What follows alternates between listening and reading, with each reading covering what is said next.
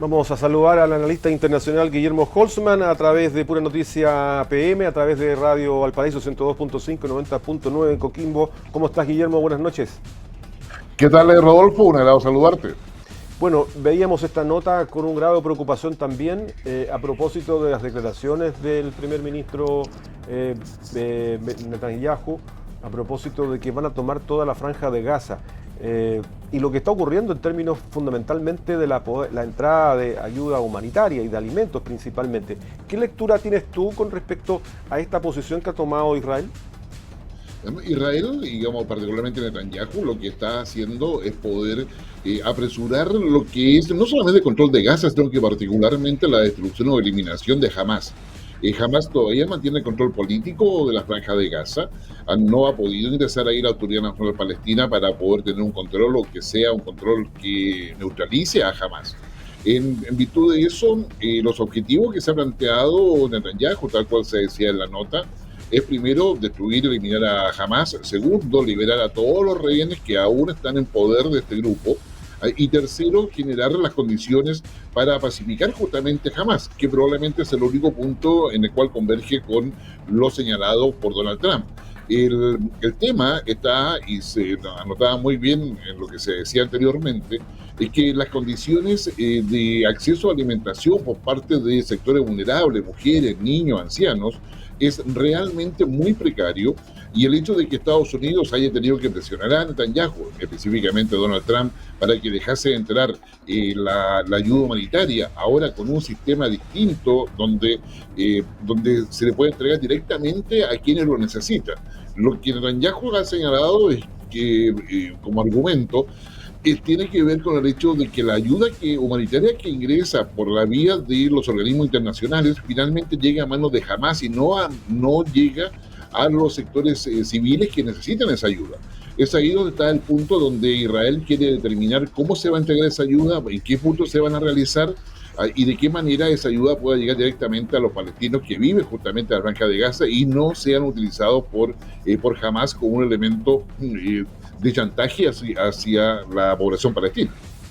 Ahora, la pregunta es, claro, en este sentido, ¿cómo eliminar a Hamas sin afectar a la población civil, aquella población que está sufriendo hoy día la falta de hambre, hoy día la falta de alimentos por un lado, y también los daños colaterales de una invasión en concreto? Efectivamente, recordemos que llevamos varios meses en esto, es una tragedia humanitaria la que está en Gaza, y más allá de que inicialmente, después del ataque de este grupo Hamas sobre Israel, Hamas empieza a responder, había cierta concordancia con el derecho internacional. Pasados los meses, esa concordancia se ha ido perdiendo y es evidente de que la violación de derechos humanos por una parte o la incapacidad del ejército israelí para poder neutralizar a Hamas está superando por mucho todos los estándares o todos los límites que se conocen en el ámbito de derechos humanos a nivel mundial. En esa perspectiva, yo diría acá hay un tema en el cual Netanyahu ha sido insistente, a pesar de la oposición que tiene dentro de Israel, ha sido persistente en mantener el estado de guerra y mantener las condiciones que han llevado justamente a la ocupación de la franja de Gaza por parte del ejército israelí. Acá van a haber, yo diría, muchas cuentas que se van a pasar en el sistema internacional a Netanyahu, pero yo diría que se está avanzando en buscar las condiciones, si no de una paz, por lo menos asegurar junto con Netanyahu la neutralización de Hamas. No ha pasado desapercibido un diálogo directo que ha tenido autoridades estadounidenses con los líderes Hamas.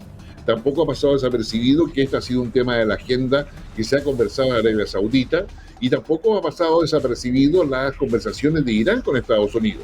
En consecuencia, hay una cierta esperanza de que estas acciones que hoy día está liderando Netanyahu definitivamente sean las últimas y se posibilite en la práctica de que Hamas termine con la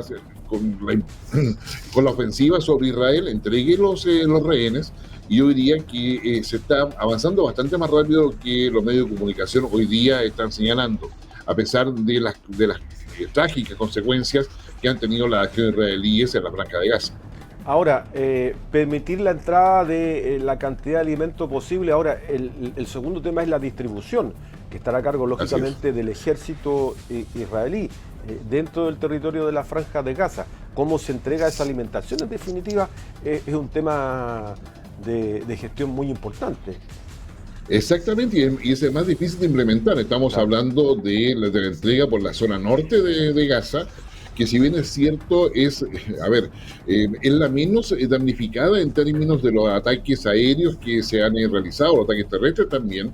Sin embargo, poder colocar en los puntos de distribución no solamente tiene que ver con escoger el lugar, sino que esos lugares se transforman en lugares vulnerables de ser atacados por Hamas, pero también, digamos, se dificulta mucho el tránsito o la movilización de aquellos que lo necesitan a esos puntos de distribución.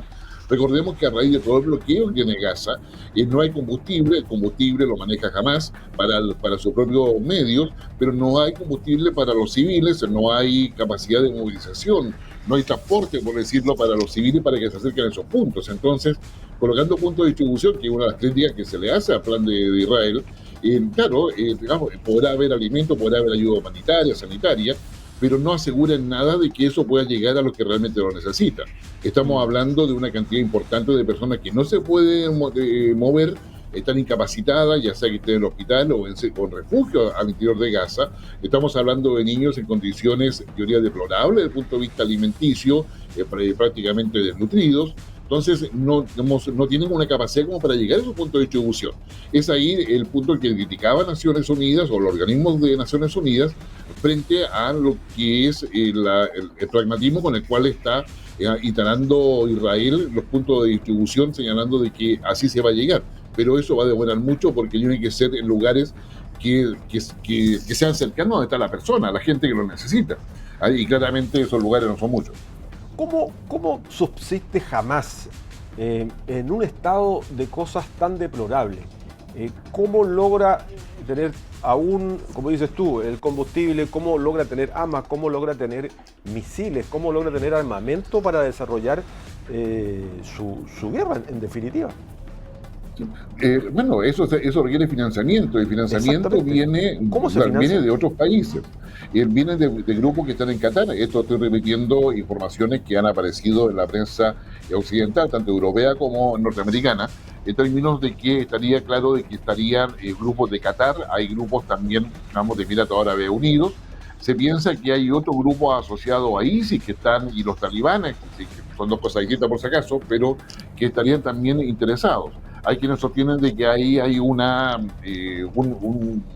fuente de financiamiento que viene de los altos niveles de la organización del crimen organizado que han entregado las capacidades para hacer todos esos túneles. En los túneles que hay bajo Gaza, si ustedes han podido ver algún documental o algún reportaje en especial, se darán cuenta que no son cualquier túnel, no es un túnel hecho a picota como tratando de escapar de la cárcel, lo que hemos visto, por ejemplo, acá en Chile, sino que son túneles que tienen una ingeniería, hay puestos de mando y control, subterráneos, son un verdadero enjambre, muy parecido a aquellos que les gusta la historia de lo que había en Vietnam. Entonces, yo diría que acá, y en Corea, yo creo que acá hay un financiamiento que proviene de varias partes donde le interesa mantener una zona roja, una zona caliente desde el punto de vista bélico, evitando justamente que Israel se expanda, o que Israel tenga una preeminencia y que finalmente es contra Estados Unidos. Entonces, acá hay, yo diría, redes de financiamiento que se han mantenido. Lo más notable es que con todo un despliegue israelí que se ha hecho sobre Gaza, Hamas sigue teniendo estructura, sigue teniendo organización. No ha pasado lo mismo con Hezbollah, en el Líbano, no ha pasado lo mismo con otro grupo en Siria, recordemos que hubo todo un cambio de gobierno en Siria, y no ha pasado lo mismo con otros grupos que han apoyado países como Irán. Los hutíes también están mostrando una capacidad cada vez mayor de fuego, y eso significa, armamento, no solamente financiamiento, sino que armamento, y cuando hablamos de armamento hablamos de crimen organizado y de un contrabando a gran escala de armamento que se transa, ¿no es cierto?, en el mercado ilegal. Exactamente. Guillermo, un punto, nos quedan 2-3 minutos para que nos puedas comentar también sobre lo ocurrido en la Ciudad Autónoma de Buenos Aires, la elección de legisladores, que dio como ganador también a Manuel Adorni, el ex vocero de Javier Milei. dando un batacazo también frente al PRO de Macri, en un espacio donde Jorge Macri es el hombre y gobernador de Buenos Aires. A ver, primero entender que la Ciudad Autónoma de Buenos Aires, que fue a elecciones este domingo, es equivalente a una provincia o equivalente a una región. Los legisladores son como los core aquí, ¿no? Exactamente, son como los coreas digamos, que tenemos acá en Chile. Por lo tanto, el peso de la Ciudad Autónoma de Buenos Aires es muy importante, es el cuarto distrito electoral de Argentina. En consecuencia, lo que pase ahí tiene incidencia en las elecciones que van a pasar el 26 de octubre, que son las legislativas nacionales, por decirlo de alguna forma, de medio tiempo. Pero es la primera elección, porque luego viene Santa Fe, viene Formosa, y vienen Misiones, y al final viene la provincia de Buenos Aires, que esa es otra cosa.